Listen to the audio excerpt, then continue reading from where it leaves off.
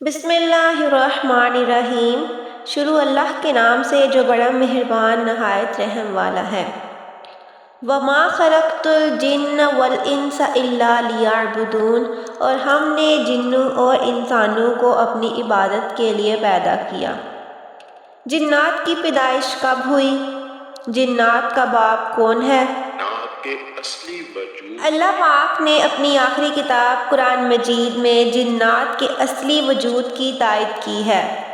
یہ اللہ پاک کی مخلوقات میں سے ایک ہے۔ جنات میں دو طرح کے گروہ پائے جاتے ہیں، مسلمان اور کافر۔ یہ بھی انسانوں کی طرح جنت اور جہنم میں جائیں گے۔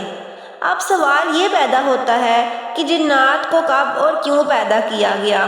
سب سے پہلے پیدا ہونے والے جن کون تھا؟ جنات کی پیدائش کے بعد اللہ پاک نے ان کو کہاں بسایا؟ کیا انسانوں کی طرح جنات کی طرف بھی انبیاء کرام بھیجے گئے؟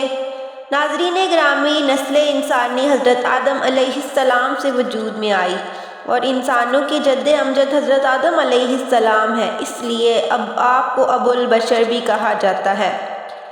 دریافت طلب یہ ہے کہ جنات کی ابتدا کب ہوئی اور ان کا جد امجد کون ہے اور اس کا کیا نام ہے؟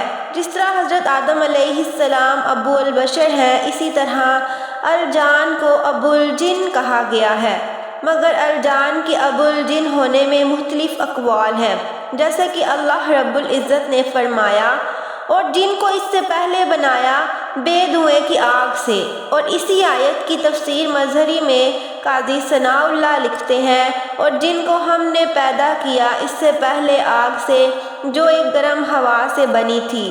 الجان الانسان کی طرح جن ہے، جب ایک شخص سے نکلے مختلف افراد اسی جنس کے ہوں اور اس شخص کو کسی خاص مادہ سے بنایا گیا ہو تو تمام افراد کا اقوام اسی اصلی مادہ سے مانا جائے گا۔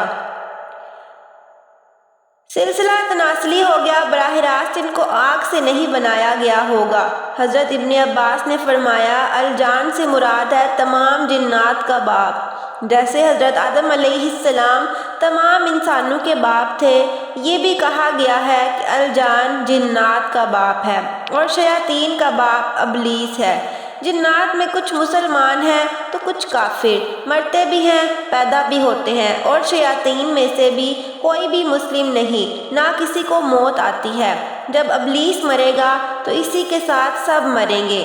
اللہ پاک نے حضرت آدم علیہ السلام کی تخلیق سے 60,000 سال پہلے جنات کو پیدا کیا، جس کا مقصد بھی عبادت الہی ہی تھا، جیسا کہ اللہ پاک قرآن پاک میں فرماتا ہے، اور میں نے جنوں اور انسانوں کو محض اس لیے پیدا کیا کہ وہ صرف میری عبادت کریں۔ ناظرین، جنات کی پیدائش حضرت آدم علیہ السلام سے پہلے ہوئی، اس بات کو قرآن میں یوں بیان فرمایا گیا ہے، ترجمہ، اور ہم نے انسان کو کھنکتے ہوئے غارے سے پیدا کیا اور جنوں کو اس سے بھی پہلے بے دھوئیں کی آگ سے پیدا کیا۔ حضرت آدم علیہ السلام کی پیدائش سے 60,000 سال پہلے اللہ پاک نے ابو الجنات کو پیدا فرمایا اور پھر ان کا جوڑا بنا کر ان کو زمین پر بسا دیا، جو کہ 60,000 سال تک زمین پر آباد رہے۔ پھر جن ان کی اولاد بہت پھیل گئی تو بغض و حسدان میں پھیل گیا، جس کے بعد زمین میں خوب خون ریزی شروع ہو گئی۔ پھر اللہ پاک نے عزازیل، جو کہ ابلیس کا پرانا نام تھا، اس کو زمین پر بھیجا۔ عزازیل بھی چونکہ جنات میں سے تھا اور اس وقت اللہ کی بارگاہ میں مقرب تھا، اللہ پاک نے عزازیل کو حکم دیا کہ فرشتوں کی ایک جماعت لے جاؤ اور جنات کو زمین سے نکال دو۔ چنانچہ ایک بڑی جنگ ہوئی اور ابلیس نے جنات کو زمین سے نکال کر جزیروں اور پہاڑوں میں آباد کر دیا۔ آئیے اب اس سوال کی طرف چلتے ہیں، کیا جنات کا کوئی پیغمبر تھا یا نہیں؟ اس سلسلے میں قرآن مجید کے مطابق ان جنات کو بھی پیغمبروں کی پیروی کرنے کا حکم تھا جو انسانوں کے درمیان مبعوث ہوتے، لیکن انسان کی تخلیق سے پہلے والے زمانے میں جب اللہ پاک نے ابھی انسان کو تخلیق نہ کیا تھا لیکن جنات تخلیق ہو چکے تھے، تو ان کی ہدایت کے لیے بھی کوئی تھا؟ کیا وہ جن کی نسل سے تھا؟ اس کے جواب میں کہا جاتا ہے کہ حضرت آدم علیہ السلام کی خلقت سے پہلے جنات کے درمیان بھی پیغمبر مبعوث ہوئے، کیونکہ ایسا ہو ہی نہیں سکتا کہ اللہ پاک اپنے کسی پیغمبر کو بھیجے بغیر ہی جنات پر اپنی ہجرت تمام کر دے اور ان کو عذاب میں یا جنت میں بھیج دے۔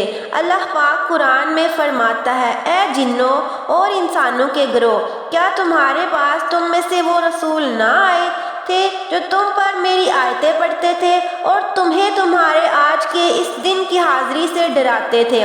سورۃ الانعام آیت نمبر 165۔ اس آیت کا مفہوم ہے کہ سب زمانوں میں جن موجود تھے، حضرت آدم کی خلقت سے پہلے یا ان کی خلقت کے بعد، اسلام سے پہلے یا اسلام کے بعد، ان کے لیے پیغمبر تھے۔ اس بات کی گواہ ایک اور آیت ہے جس میں فرمایا گیا ہے، ہم نے آپ کو حق کے ساتھ بشارت دینے والا اور ڈرانے والا بنا کر بھیجا ہے، اور کوئی قوم ایسی نہیں ہے جس میں کوئی ڈرانے والا نہ گزرا ہو۔ اسی طرح ایک دفعہ ایک شامی شیر خدا حضرت علی کی خدمت میں حاضر ہوا اور پوچھنے لگا، کیا خدا نے جنات کی جانب کسی پیغمبر کو بھیجا ہے؟ حضرت علی فرمانے لگے، ہاں، ان کی طرف پیغمبر مبعوث فرمائے، جن میں سے ایک یوسف بھی تھے، لیکن جنات نے انہیں شہید کیا۔ ناظرین گرامی، اولاد آدم کے ہر فرد کے ساتھ اس کا جنوں میں سے ایک ہم نشین ہے جو ہر وقت اس کے ساتھ رہتا ہے۔ ناظرین گرامی، جنات اور شیاطین صرف زمین پر ہی اپنے ناپاک ارادوں کو انجام دے پاتے ہیں، جبکہ آسمانی دنیا پر ان کا داخلہ ممنوع ہے۔ اگر وہ ملائکہ اور اللہ تعالیٰ کے درمیان ہونے والی گفت و شنید کی ٹو میں جائیں گے تو ان پر ستاروں کی مار لگائی جاتی ہے اور وہ زمین کی طرف چیختے چلاتے واپس آ جاتے ہیں۔ ایک اور مقام پر ارشاد ہے، ترجمہ، یقیناً ہم نے آسمان میں برج بنائے ہیں اور دیکھنے والوں کے لیے اسے سجا دیا ہے اور اسے ہر شیطان مردود سے محفوظ رکھا ہے، ہاں مگر جو چوری چھپے سننے کی کوشش کرے اس کے پیچھے دہکتا ہوا شعلہ لگتا ہے۔ ناظرین، اگر آپ کو یہ ویڈیو اچھی لگی ہے، اس ویڈیو کو لائک کریں اور چینل کو سبسکرائب کریں۔ اللہ حافظ۔